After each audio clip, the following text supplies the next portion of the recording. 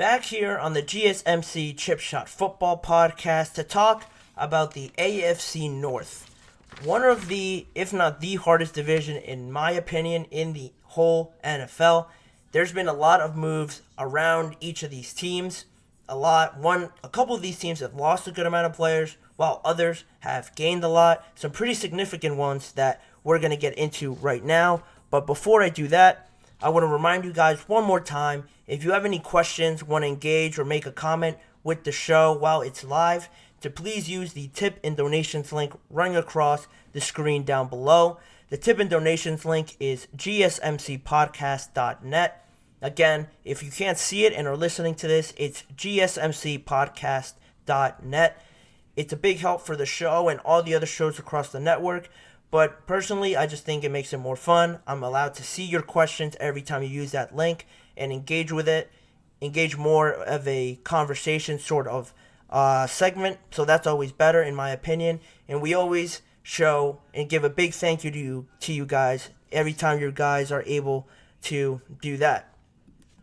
But now, going back to the AFC North, taking a closer look at it, the Ravens, the Browns, the Bengals, and the Steelers all had some pending moves, were always voiced to make some sort of move in this free agency period. The Steelers with their quarterback situation, the Bengals with T. Higgins, Jamar Chase, Tyler Boyd, were they able to keep all of them together? And the Cleveland Browns as well. What were they going to do at quarterback, and where else could they potentially improve on offense? Because last year, obviously with the Texans game, they kind of died off in the second half. And then you move on to the Ravens, got the furthest out of all those teams, so how much better could they get? And that's where I want to start with the Ravens. Probably the biggest move made into this division, the signing of Derrick Henry to a 2-year, $16 million deal. He was always voiced to go there. I thought he was going to go to the Texans originally after I saw the Saquon news, but with Joe Mixon heading there, which I'm going to talk about a little bit later when I get to the Bengals, Derrick Henry only really had the Ravens and probably the Cowboys, but with the way the Cowboys are accustomed to do business and are accustomed to really not do anything in free agency or really anything at all this week, they were really not favored to get him. So the Ravens are probably the best team he could have gone to. He decided to go there, still earning around $8 million per year on a 2-year deal. He's already 30 or just over 30. So, that's a good deal for the Ravens, in my opinion. They get a Derrick Henry that could get them over the line just in this next few seasons with Lamar Jackson and the talent level that they have right now. Because one thing, if you look at the Ravens and you don't want to think about, but it's almost inevitable to think about, having such a good, talented team from top to bottom, offense to defense, is really hard to keep from season to season. They've been able to do that now for a couple of seasons, but now heading into this free agency, they've lost 9 players just in the first couple of days of free agency. And signing Derrick Henry is a plus. It's going to make them better. But at the same time, they've lost Morgan Moses to a trade. They lost Patrick Queen. They lost Geno Stone. And a lot of other players I'm not mentioning. Devin Duvernay is another one. He signed with the Jags. There's 5 or 4 more that were prominent players on this team that are not going to be coming back. So how are they going to look going forward? More so on defense. Luckily for them, they were able to keep Justin Madubuike, to keep that pass rush as prominent as it was. But losing a Patrick Queen, a Geno Stone, were big pieces for their defense. So how are they going to look next season? I still expect them to be probably the first or second best team in this division. The next team I'm going to talk about is the Browns, who I think have a good chance of being first or second because they didn't really lose anybody big. I know a lot of fans wanted Joe Flacco to come back, but unfortunately he's not, or it doesn't seem like it, because Jameis Winston was signed by them to a 1-year deal, $4 million guaranteed to him. You'd expect him to slide in as the number 2 option behind Deshaun Watson, but at the same time he was almost always challenging Derek Carr, to some points at least, last season to be the starter after Derek Carr had some bad games or the team just didn't look right. Jameis Winston came in, or Derek Carr got hurt and Jameis Winston came in. So I think that could be an interesting story that develops with the Cleveland Browns and Deshaun Watson, because he's come back and he's had some games where he looked a little bit closer to what he did in Houston, but there were other games where, the throws weren't where they were supposed to be. He threw, or he had some turnovers, and he just looked very uncomfortable and very much not like himself of Houston. So, I think that signing Jameis Winston allows them to maybe experiment a little bit more, with Joe Flacco. He had a great fairy tale comeback in the later part of last season, but you wonder how much of that he really has left. Was that all of it and he emptied it out last season? He is very old now, so how much money did you want to allocate to him to come back if you had the chance to sign Jameis Winston? The choice wasn't really a hard one in my opinion, so they signed Jameis Winston. They were able to re-sign Zadarius Smith to complement Myles Garrett and their very impressive defensive front.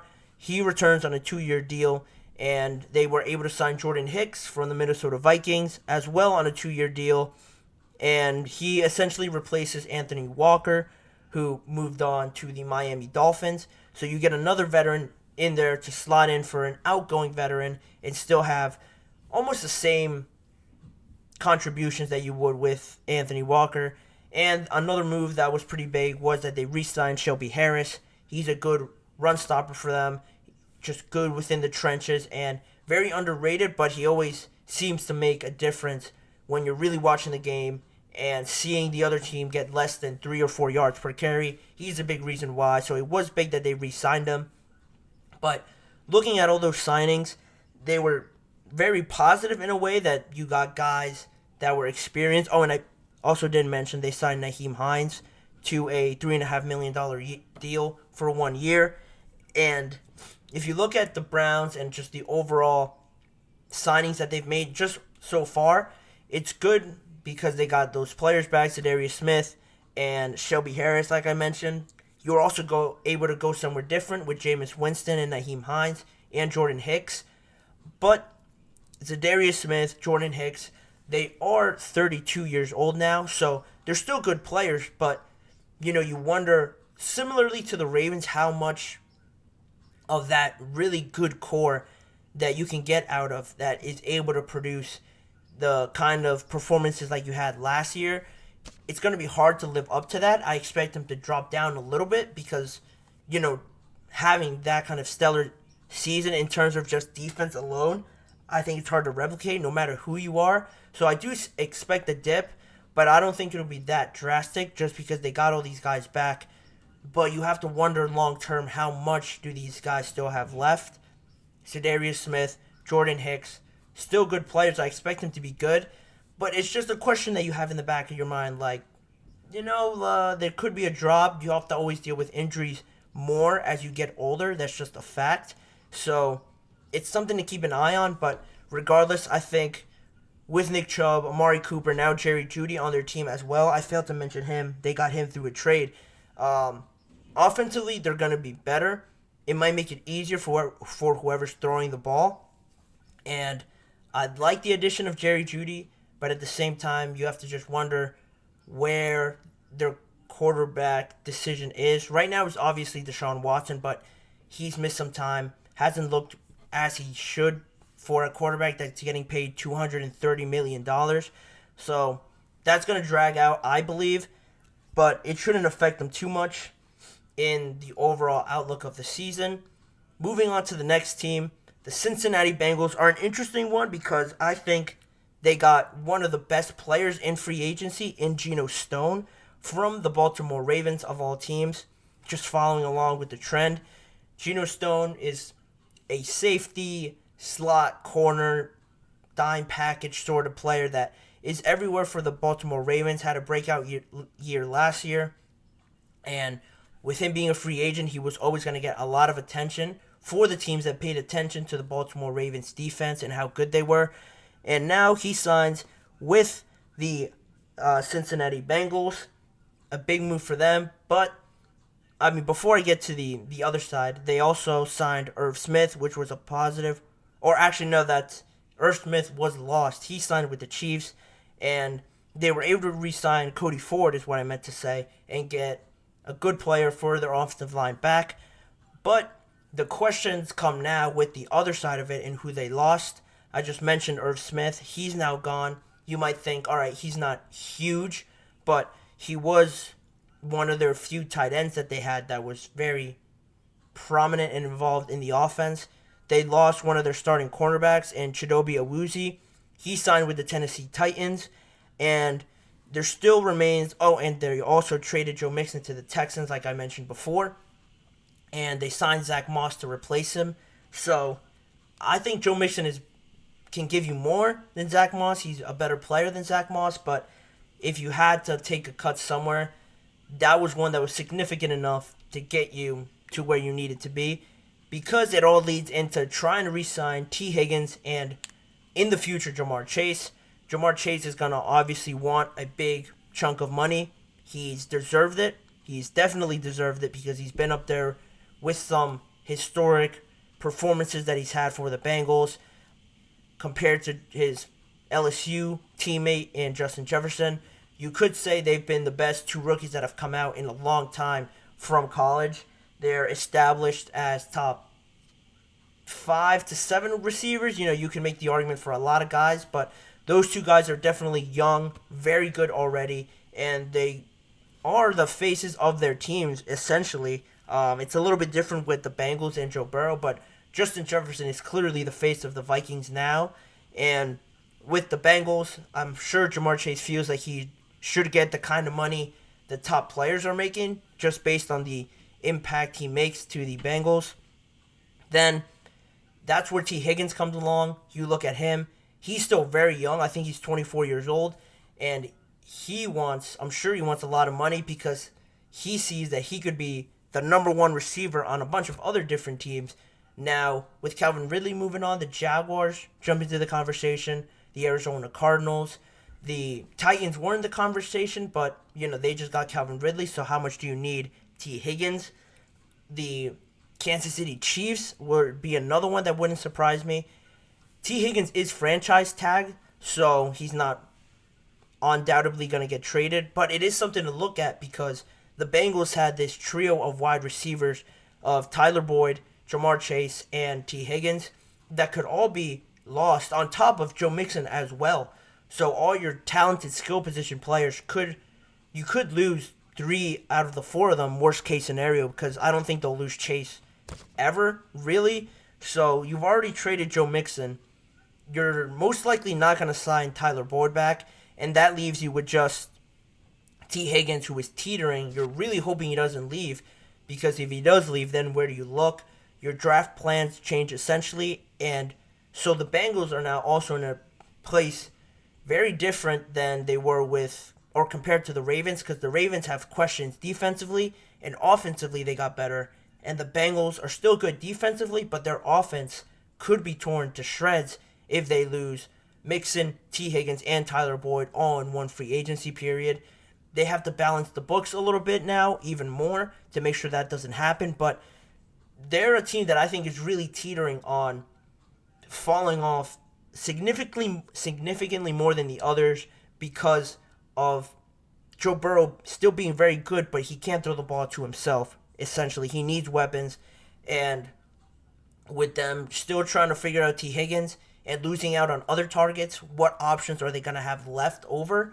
That all has to be worked out. So the Bengals are in grave danger, potentially, more than the other teams, but in saying that, that brings me on to the last team, the Pittsburgh Steelers.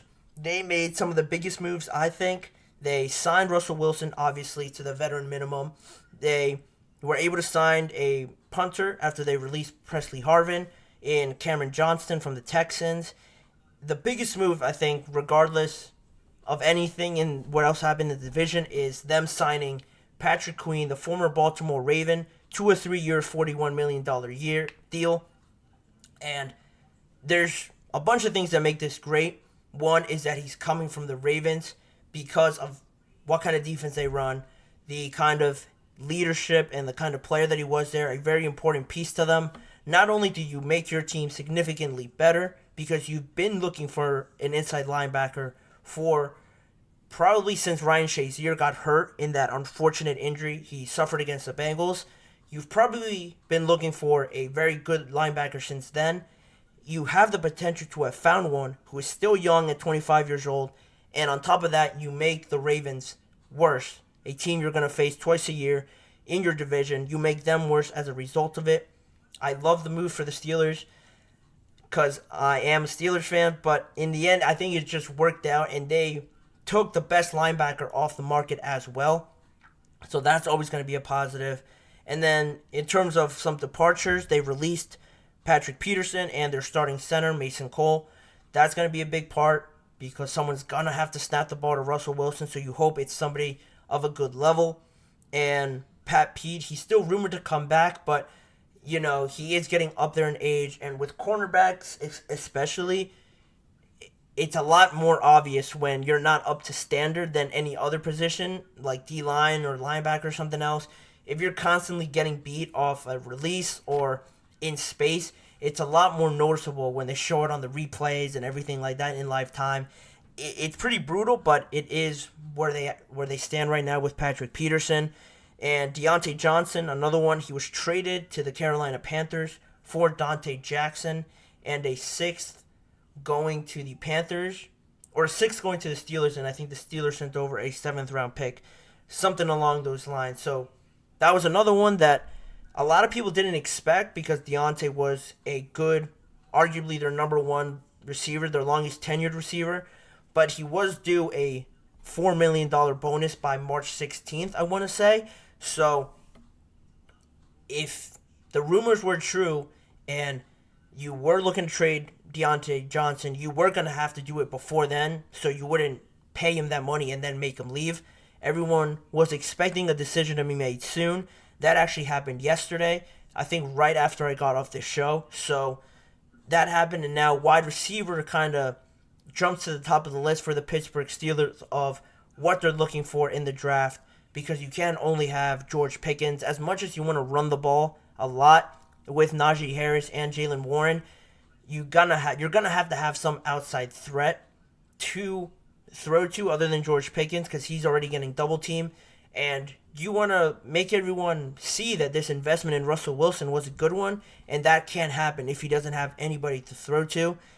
And for the longest time, you've talked about the Steelers being a quarterback away, or they just need one or two pieces. I'm not saying Russell Wilson is that guy. They're a savior to take them to the AFC Championship game and potentially a Super Bowl, but he is better than what they've been doing with Kenny Pickett. I know Matt Canada's been there.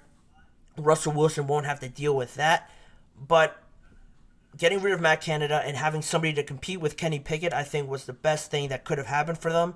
They have it now. So regardless if it's a competition or not with Wilson and Pickett, you're better there. And I think just off all the reasons I mentioned, with the Bengals potentially getting worse, the Browns probably being your biggest threat for second place, and the Ravens as well. Oh, it's always going to be a close game with the Ravens. No team is going to be that much better than the other. The Steelers beat the Ravens twice last year. They swept them. So nothing's really given at all in this division. It's one of the most up in the air type of divisions. But I just think with the Steelers, trying to put all my bias aside, I think they've made more impactful decisions that more people would agree made them better compared to the other teams where, other than the Ravens, because they signed Derrick Henry, other than the other teams like the Browns and the Bengals where they've made good signings, but they've lost more significant pieces. And, you know, a lot of people don't know where they stand. That's kind of where I stand on it. I think the Steelers are really going outside their comfort zone in doing this. I'm a big fan of them doing this. Omar Khan, their new general manager from 2 years ago, I'm a big fan of him doing this because it not only makes the team better, obviously, but he, I think, gets a lot more fans on his side by doing this and makes the team better just by taking chances, going out there and getting players in that you believe will make this team better.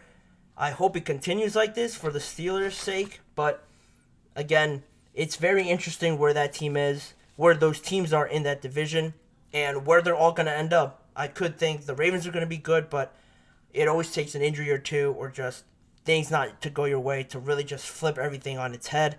So we're going to see how that develops. And in the meantime, I'll send it to the